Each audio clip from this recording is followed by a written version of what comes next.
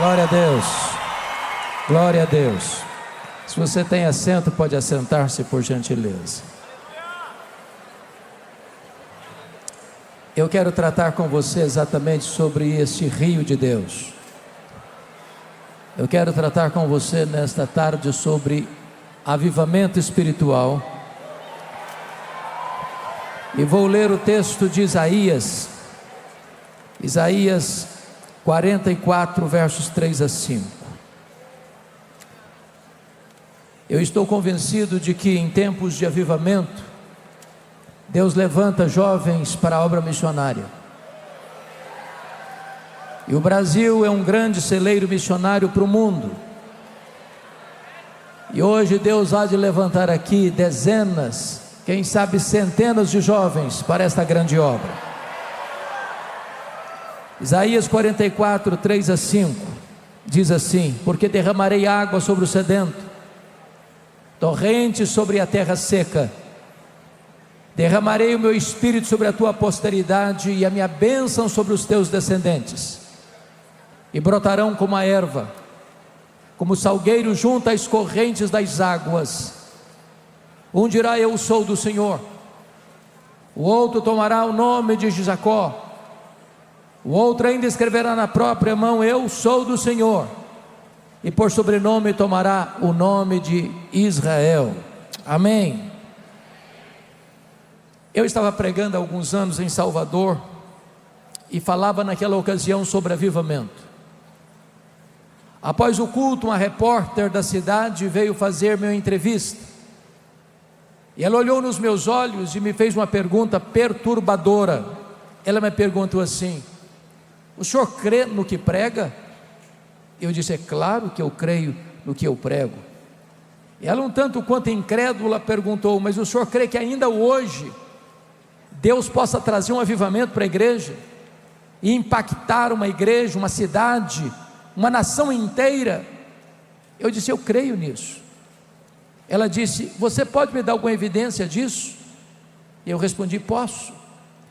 E eu citei para ela o que estava acontecendo na Inglaterra no século XVIII. Como resultado do iluminismo, na Inglaterra naquele tempo, as igrejas estavam vazias, a cidade estava tomada pela devassidão, a embriaguez, a jogatina, a prostituição. Em Londres, de cada 6 casas era um prostíbulo. A igreja parecia um vale de ossos secos. Ninguém acreditava naquele tempo que a igreja pudesse ressurgir-se das cinzas e experimentar um avivamento. Mas quando tudo parecia perdido, Deus levantou um grupo de estudantes como vocês, na Universidade de Oxford, e eles começaram a orar por avivamento, e eles começaram a chorar diante de Deus pelos seus pecados, e eles começaram a clamar aos céus por um tempo de restauração. E foi numa reunião de oração, às 3 horas da madrugada, do dia 31 de dezembro de 1739, que naquela reunião de oração, os céus se fenderam, o Espírito Santo caiu sobre eles com grande poder, e aqueles jovens se levantaram no poder do Espírito Santo para pregar. Entre eles estava John Wesley, entre eles estava George Whitefield. As igrejas vazias se encheram de pessoas famintas de Deus.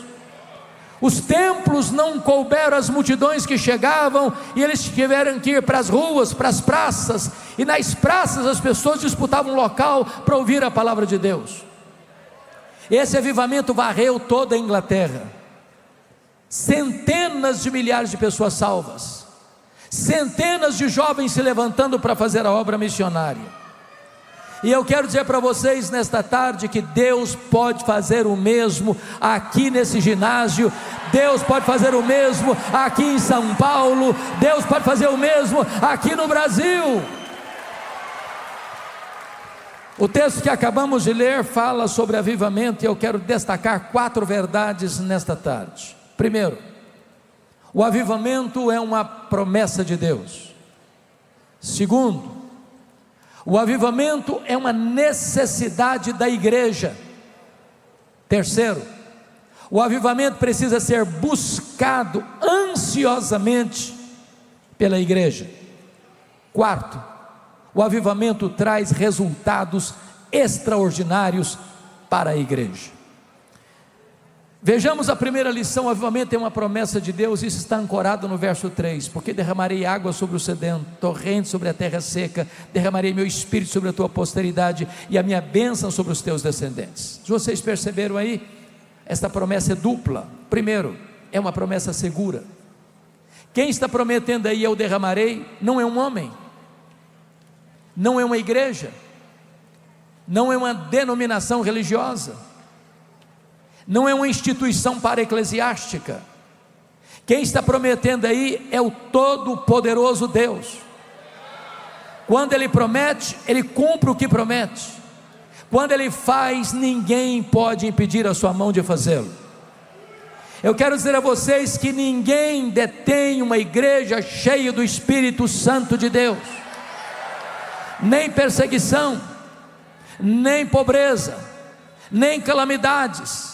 Quando a igreja está revestida com o poder do Espírito Santo, ela é vitoriosa, ela é vencedora, ela confronta as trevas, ela despovoa o inferno, ela manifesta a glória de Deus na terra. Lá no passado, o Sinédrio tentou intimidar, açoitar e prender os apóstolos, mas quanto mais eles eram perseguidos, mais a igreja crescia. Mais tarde, os imperadores romanos queimaram os crentes vivos, crucificaram os crentes, jogaram os crentes nas arenas, para os cães morderem, para os touros pisarem, para os leões esfaimados devorarem. Mas quanto mais sangue é derramado, mais a igreja crescia. A igreja de Deus não pode ser parada, a igreja de Deus não pode ser detida, a igreja de Deus cheia do Espírito Santo vai avançar. Mas em segundo lugar, esta promessa não é só segura, essa promessa é abundante. Porque notem vocês a expressão, porque derramarei, e fala de torrentes. Ambas as palavras, derramar e torrentes, tratam de coisas grandes, abundantes, caudalosas. Deus não tem o seu espírito por medida, Ele tem mais para nós, Ele tem muito mais para nós, Ele tem infinitamente mais para nós. Permita-me dizer isso a você. Um dos grandes problemas que nós temos é imaginar que tudo quanto Deus tem e quer fazer na nossa vida é o que nós conhecemos e já experimentamos. Então notem isso. Para mim, a mais ousada oração da Bíblia está em Efésios 3,19. Paulo ora lá para que você e eu sejamos tomados não de Deus, não da plenitude de Deus, mas de toda a plenitude de Deus. Agora pergunte, quem é Deus? Para apenas recordar com vocês os atributos que só Deus os tem, eu diria para você então que Deus é autoexistente, que Deus é infinito, que Deus é imenso, que Deus é eterno, que Deus é onipotente, que Deus é onipresente, que Deus é onisciente, que Deus é transcendente, que Deus é soberano, que Deus é maior do que tudo quanto Ele criou. Mas você então pergunta, então qual é o tamanho daquilo que Ele criou? Nenhum cientista, por mais robusto que seja o seu conhecimento, ou peregrina que seja a sua inteligência, é capaz de afirmar categoricamente qual é o exato tamanho do universo, pois Deus é maior que o universo. Mas o que os cientistas já sabem é que o nosso universo tem mais de 93 bilhões de anos-luz de diâmetro. E o que significa isso? Significa que se você voasse a velocidade da luz, 300 mil quilômetros por segundo, nessa velocidade, você demoraria mais de 93 bilhões de anos para ir de uma extremidade à outra do universo. Preciso concordar com o primeiro-ministro da Holanda, Abraham Kuyper, quando disse, não há um centímetro desse universo, onde Jesus, onde Deus não pode dizer, isso aqui é meu, eu criei isso aqui, e eu estou aqui. Agora notem, Paulo está orando, para que você e eu sejamos tomados de toda a plenitude de Deus, desse Deus que nem os céus dos céus pode contê-lo. E se você pensa que Paulo estava delirando, ele diz no verso seguinte assim, Efésios 3:20: ora, aquele que é poderoso para fazer não mais, não muito mais, mas infinitamente mais do que tudo quanto pedimos ou pensamos, conforme o seu poder que opera em nós, a ele seja a glória na igreja e em Cristo Jesus, agora e pelos séculos eternos. O Senhor Deus tem mais para você, Ele tem a plenitude do Espírito Santo para você, Ele tem um derramamento do Espírito sobre a sua igreja. Permita-me ilustrar isso de uma maneira diferente. Havia uma família muito pobre nos Estados Unidos no século XIX. Essa família tinha 7 filhos pequenos de 14 anos para baixo, quando o chefe da família morreu, deixando a viúva, pobre, endividada, com 7 filhos para criar e grávida do 8º filho. Quando nasceu o 8º filho, não era o 8º, era o 8º e o 9º, porque eram gêmeos. O 5º filho um dia disse para a mãe assim: mamãe, eu vou sair da roça, do interior, vou para a cidade, Deus tem um plano na minha vida. E ele foi para Boston, em Massachusetts. Um dia o seu professor de escola bíblica dominical foi lá onde ele trabalhava, numa sapataria, e o levou a Cristo. Esse adolescente um dia está entrando numa igreja, escuta o pregador dizer: o mundo está para ver o que Deus pode fazer com um homem totalmente entregue nas suas mãos. Ele diz: meu Deus, eu quero ser esse homem. Ele já era um pregador conhecido na América. Ele estava pregando em Chicago, no estado de Illinois, quando 2 senhoras idosas abordaram na porta da igreja e disseram: nós estamos orando pelo senhor. Ele perguntou: mas por quê? Para que o Espírito Santo o revista com poder. Um dia ele caminhava em Nova York, pela Wall Street, quando de repente o Espírito Santo veio com poder sobre ele. Ele saiu correndo, entrou numa casa, fechou a porta, caiu de joelhos e disse: parecia que ondas elétricas penetravam pelo seu corpo. A alegria foi tal e tamanha que ele disse: ainda que me dessem todo o ouro do mundo em troca dessa experiência, eu rejeitaria. Quando esse homem se levantou dos seus joelhos, nunca mais a história dele foi a mesma, nunca mais a história da América foi a mesma. Esse homem era Dwight Lyman Moody, o maior avivalista do século XIX, que a partir daquele dia levou mais de 500.000 pessoas a Cristo. Deus pode fazer o mesmo na sua vida, Deus pode fazer o mesmo aqui nesta tarde. Deus tem para nós torrentes do seu Espírito. Essa promessa é segura, essa promessa é abundante. Mas há uma segunda verdade no texto que eu quero destacar. O avivamento não é só promessa de Deus, o avivamento é também necessidade da igreja. Volte os olhos comigo para o verso 3: porque derramarei água sobre o sedento, torrente sobre a terra seca, derramarei meu espírito sobre a tua posteridade e a minha bênção sobre os teus descendentes. Há muitos símbolos do Espírito Santo na Bíblia, como o hálito, como o vento, como o óleo, como o fogo, como a pomba, como a água.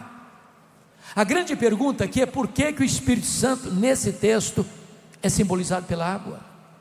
Certamente para nos ensinar algumas verdades. Primeiro, não há vida sem água. Você pode ter o melhor solo, você pode ter a melhor semente, você pode ter os melhores adubos, você pode ter os melhores insumos. Se não tiver água, a semente morre mirrada no ventre da terra. Você pode ter templos modernos, você pode ter pregadores eruditos, você pode ter músicos de excelência, você pode ter toda a tecnologia contemporânea. Se não tiver a obra do Espírito Santo, não tem vida na igreja.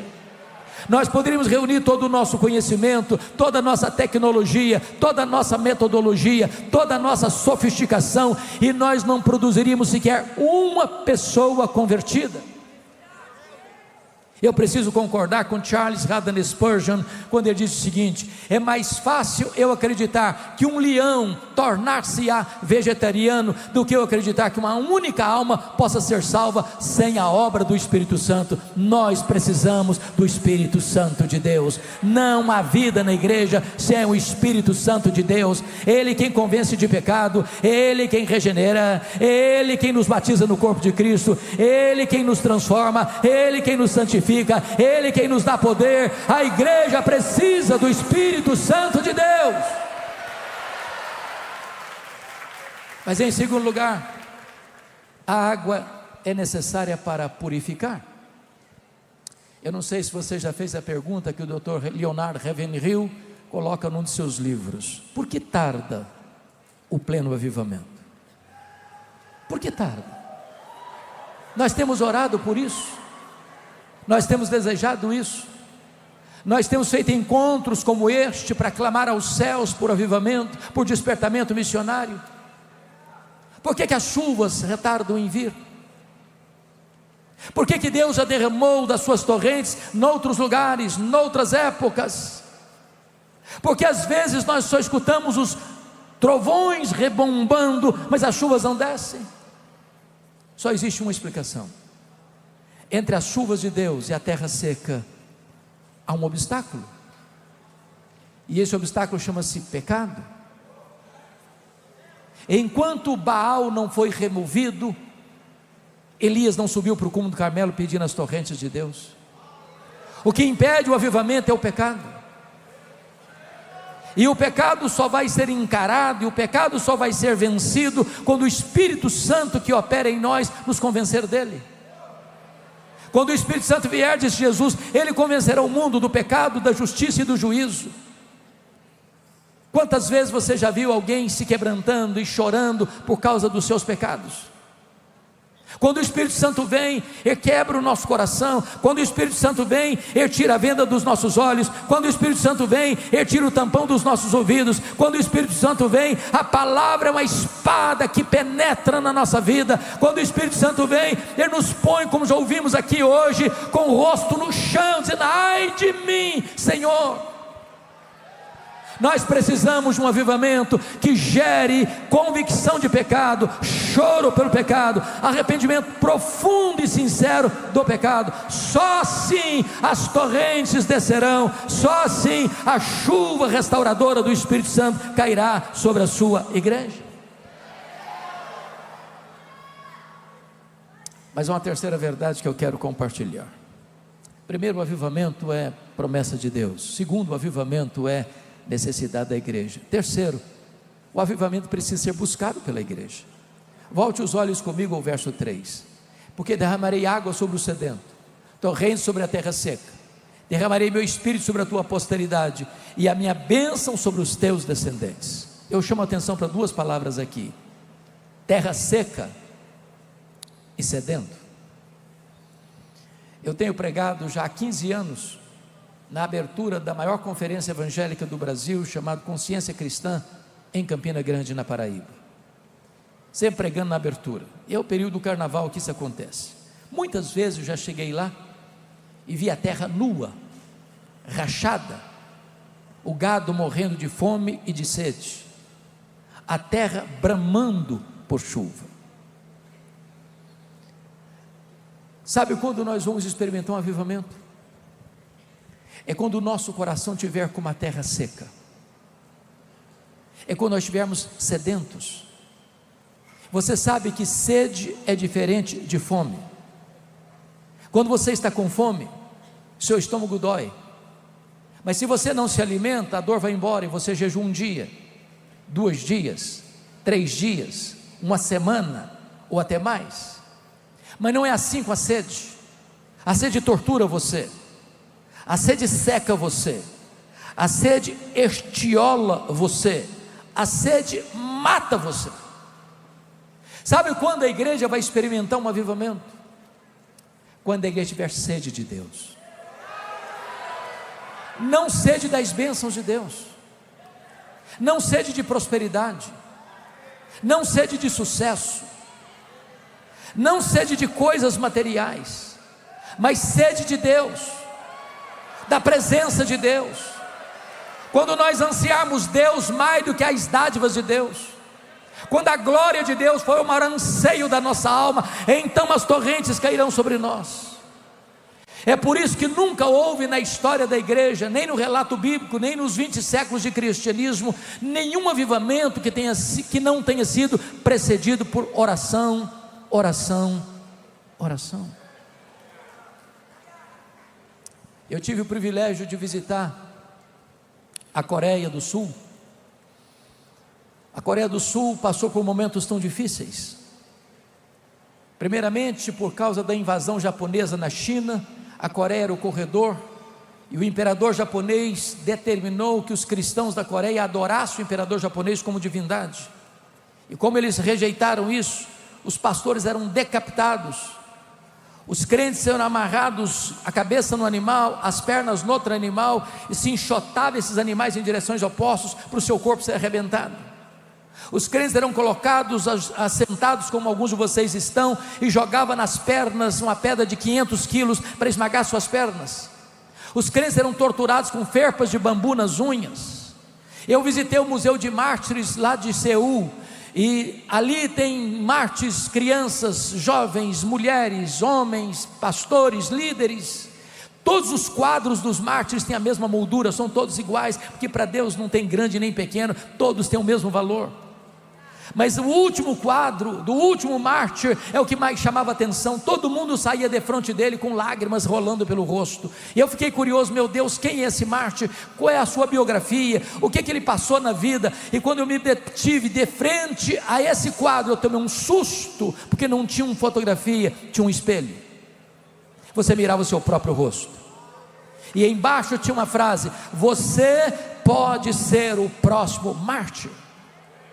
A igreja coreana experimentou um grande avivamento em 1907, e visitei ali na Coreia igrejas de 6 mil membros, de 12 mil membros, de 18 mil membros, de 30 mil membros, de 55 mil membros, de 82 mil membros, de 120 mil membros. E quando nós perguntamos como chegou esse avivamento aqui, qual foi a causa principal do derramamento do Espírito, e todos eles responderam: oração, oração, oração, oração. Nenhuma igreja evangélica na Coreia é organizada sem ter uma reunião diária de oração de madrugada, diária. Eu fui visitar uma das igrejas, dessas igrejas, que tinha 4 reuniões de oração diárias pela manhã, uma das 4 às 5, outra das 5 às 6, outra das 6 às 7, outra das 7 às 8, nós fomos na segunda, de 5 às 6, está fazendo muito frio. Quando nós chegamos no templo, vi gente correndo com a Bíblia na mão. Quando nós chegamos no estacionamento, as pessoas coordenando o estacionamento de carros, com lanternas, com apitos. Quando nós entramos no templo, o templo estava lotado, numa reunião de oração de madrugada. Eu contei mais de 80 pessoas assentadas no carpete do púlpito, porque não tinha mais lugar para sentar. Quando esses irmãos começaram a orar, meus irmãos, a sensação que eu tinha é que os céus haviam se fendido e Deus havia descido naquele lugar com grande poder. Nunca houve e jamais haverá um avivamento que não tenha sido precedido por oração, sede de Deus. Eu fui visitar um outro avivamento na África do Sul, em Quassisaban, onde aconteceu um avivamento poderoso em 1966. Ali eu vi um templo construído numa fazenda para 15 mil pessoas. 15 mil pessoas com 3 cultos por dia. Caravanas do mundo inteiro indo para lá ver o que estava acontecendo. Ali cegos viram, ali tetraplégicos andaram, ali mortos ressuscitaram. Aí você vai perguntar: mas como começou? Começou quando eles pararam para entender que eles precisavam de poder para enfrentar a feitiçaria, para enfrentar a incredulidade. E eles pararam todas as suas atividades e começaram a buscar a Deus, a chorar diante de Deus. Nos últimos 3 meses, eles se reuniam 3 vezes por dia. Eles não conseguiam nem sequer orar, eles só conseguiam chorar diante de Deus. Depois de 3 meses de lágrimas, o Espírito Santo foi derramado. Os feiticeiros saíam correndo, chorando, na casa de cada um missionário. Tinha 5, 6, 10, 15, 20 pessoas com pressa para acertar a vida com Deus.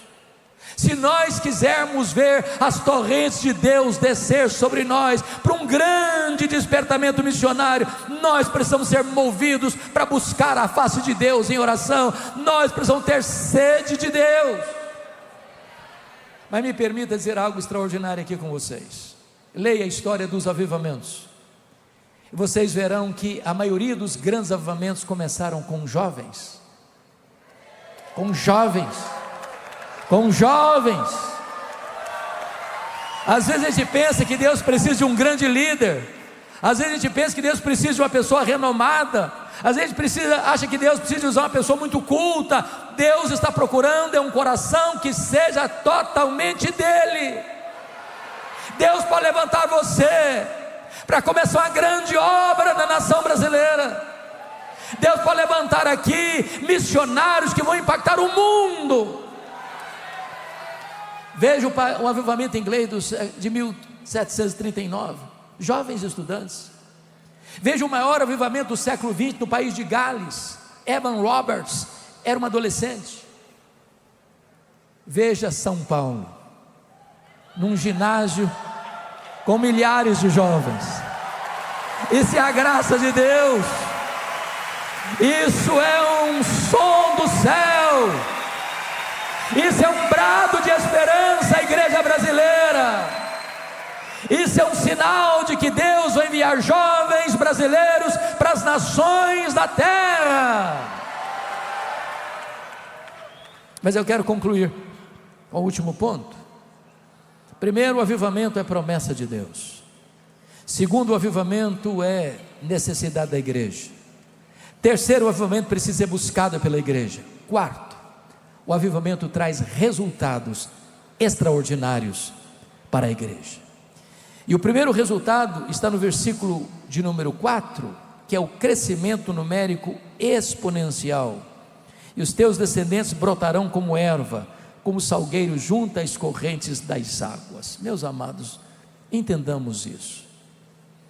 Em tempos de avivamento, Deus pode fazer mais num dia que nós conseguimos fazer em anos de trabalho na força do braço.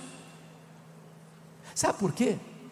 Os pregadores que me antecederam, os cantores que já vieram aqui, nós só podemos falar aos ouvidos. Só o Espírito Santo pode falar ao coração. Se o Espírito Santo não falar, o homem fala em vão. Se o Espírito Santo não tocar, não há nenhum efeito que eu possa produzir que alcance o seu coração.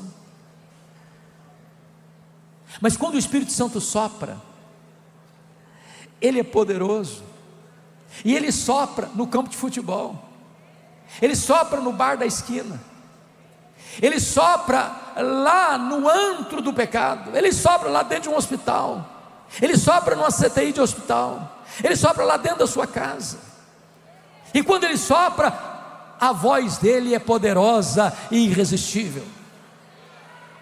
Eu estava um dia em Vitória, onde eu era pastor, e sou pastor até hoje, numa segunda-feira no meu gabinete pastoral, e chega um senhor e bate a porta, e disse: eu posso falar com você? Eu falei: claro que pode. Ele me disse assim: eu estive ontem à noite aqui no culto. Eu falei: que bom, o senhor é bem-vindo aqui. Ele me respondeu: mas eu não vim participar do culto não. Eu perguntei: o senhor veio fazer o que então? Ele me disse: eu era um traficante, eu vim roubar um carro. Carros ficavam estacionados em frente ao templo, na rua. E eu disse: e o que aconteceu? Ele me disse: enquanto eu estava olhando que carro seria mais fácil levar, eu escutei uma música que brotou de dentro do templo, e eu fui atraído irresistivelmente pela música. Do jeito que eu estava com meu revólver 38 na cintura, eu entrei na igreja. E quando eu entrei, a palavra de Deus, como uma espada, penetrou o meu coração. Eu saí daqui ontem chorando, convencido dos meus pecados, mas me alegrando com a salvação da graça de Deus. Eu cheguei em casa chorando, e a minha mulher me perguntou: o que aconteceu com você, Ricardo? Alguém te machucou? Alguém te feriu? Eu respondi para ela: não, mulher, aquele homem que você conhecia não existe mais. Jesus me libertou, Jesus me salvou, Jesus transformou a minha vida. Quando o Espírito Santo sopra, ninguém pode deter a voz de Deus ecoando em seu coração. O crescimento da igreja virá aos borbotões. Pense comigo, São Paulo, 20 milhões de pessoas na grande São Paulo.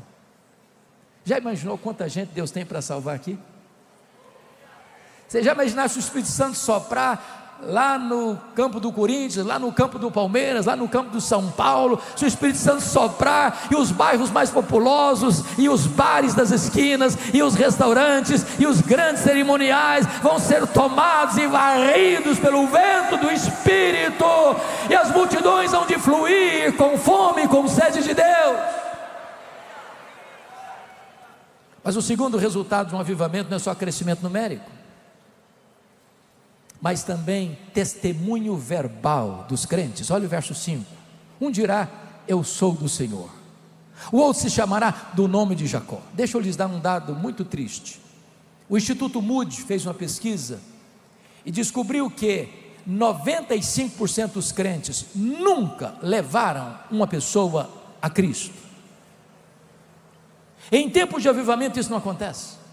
Levantam-se as crianças, levantam-se os adolescentes, levantam-se os jovens, levantam-se os adultos, levantam-se os velhos, levantam-se todos para dizer, eu sou do Senhor, eu sou do Senhor, eu sou do Senhor, eu sou do Senhor, eu sou do Senhor. E essa mensagem sairá com a velocidade do rastilho de uma pólvora e alcançará as cidades, as vilas, os campos, os grandes centros urbanos, e muita gente há de ouvir a voz poderosa do Evangelho. Eu fui seminarista em Campinas, nos idos de 78 e 81. Eu não sei se você sabe, claro que deve saber.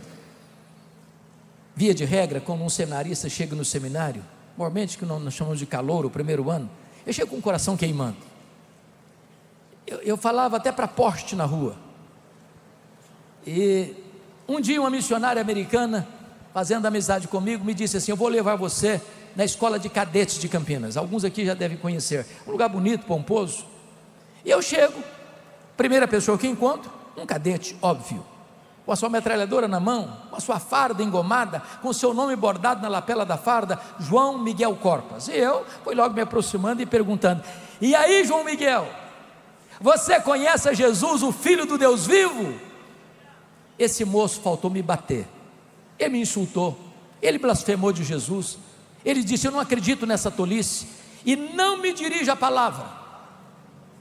Confesso que por um momento eu perdi o rumo de casa, fiquei completamente mudo na presença dele, mas de repente, o Espírito de Deus me deu um pouco de coragem, e eu disse, João Miguel Corpas, antes de ir embora, eu preciso dizer 3 coisas. Primeiro, Deus existe, acreditando você nele ou não, ele existe assim mesmo. Deus não depende de você acreditar nele para ele existir, ele existe assim mesmo. Segundo, esse Deus ama você, esse Deus se importa com você, esse Deus enviou o seu Filho Jesus Cristo para vir ao mundo e morrer em seu lugar, para dar a você a vida eterna.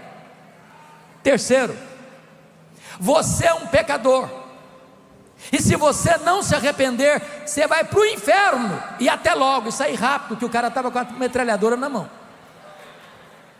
O que eu nunca podia esperar, é que no dia seguinte, a missionária voltasse ao seminário, e ela voltou, disse, Hernandes, eu preciso que você vá lá em casa agora. Eu falei, o que foi? O João Miguel Corpas está lá em casa e quer te ver. Aí eu fiquei preocupado, falei, meu Deus, será que a minha abordagem foi rude? Será que eu não fui delicado com ele? Será que eu não fui assim tão elegante na apresentação do Evangelho? E fui pensar 1000 coisas. Quando eu chego naquela casa, o João Miguel Corpas estava sentado na sala, numa poltrona. Quando ele me viu entrar, ele se levantou, correu na minha direção, quase que me tira do chão, me balançou e disse, por favor, me fale do seu Deus, me fale do seu Jesus. Aquele cadete estava de joelhos, em lágrimas, se rendendo aos pés do Salvador. Era próximo ao mês de julho, das férias. Quando eu voltei das férias, ele me ligou e disse, eu já levei 3 colegas da escola de cadetes a Jesus.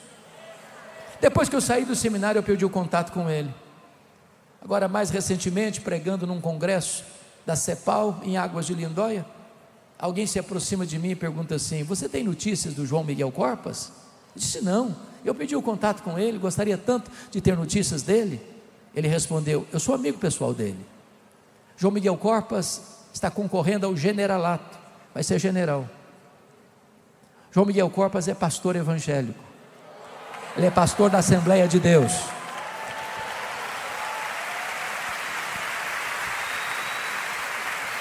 Na semana seguinte, eu estava pregando lá em Vila Mariana, e estava lá ele com a esposa para me dar um abraço. Meses depois eu estava lá na casa dele em Santos, jantando com a sua família, e ele me contando as maravilhas que Deus tinha feito na sua história. Sabe o que me veio à mente? Abra a tua boca e eu a encherei. Não é o seu conhecimento, não é a sua metodologia, não são as suas estratégias humanas, é o poder da palavra de Deus. Abra a sua boca e Deus fará maravilhas, porque a palavra de Deus é viva, porque a palavra de Deus é poderosa, porque o Evangelho é o poder de Deus para a salvação de todo aquele que crê. Eu vou concluir dizendo assim: eu estou seguro de que esse assunto, avivamento, é um assunto muito distorcido na igreja evangélica brasileira.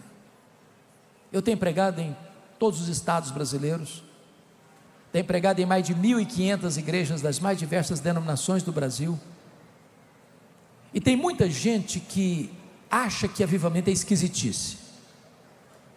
Tem muita gente que acha que avivamento é experiencialismo fora das Escrituras. Mas o fato de existir um falso avivamento não anula o fato de que existe um verdadeiro avivamento. E eu anseio ardentemente essa visitação poderosa do Espírito Santo de Deus. E eu creio firmemente que Deus pode derramar um poderoso avivamento sobre a nação brasileira. E eu quero conclamar você, em nome de Jesus, a colocar-se na brecha, a orar por isso, pelos reinos de Deus. Porque se Deus nos visitar com um poderoso avivamento, certamente centenas, milhares de jovens se levantarão para pregar esta palavra em todo o mundo. Alexander Duff era um missionário escocês, gastou seus anos servindo a Jesus na Índia. Quando ele adoeceu na Índia, já velho, ele retorna à Escócia para despertar jovens para a obra missionária.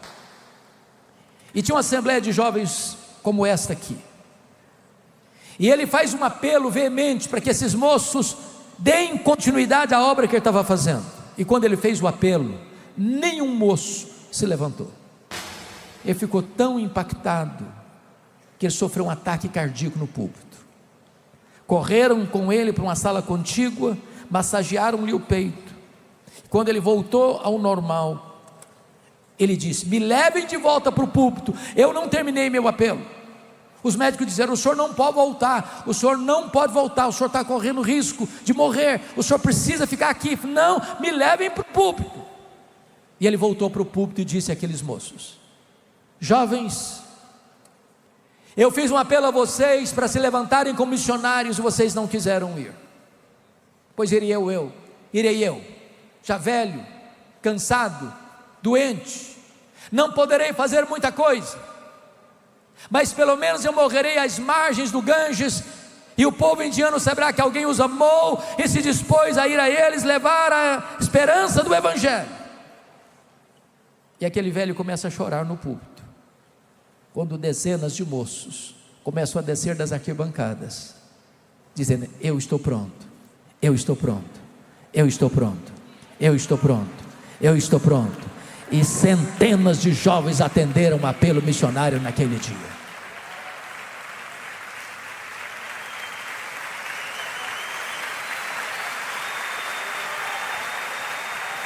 Eu sou muito grato ao Overmission por convidar um pastor de 66 anos para pregar para jovens. Sou muito grato, porque nós estamos agora numa corrida de revezamento, e nós queremos passar esse bastão para vocês. Levantem-se, Levantem-se, levantem-se e sejam usados nas mãos de Deus e para a glória de Deus. Aleluia. Amém.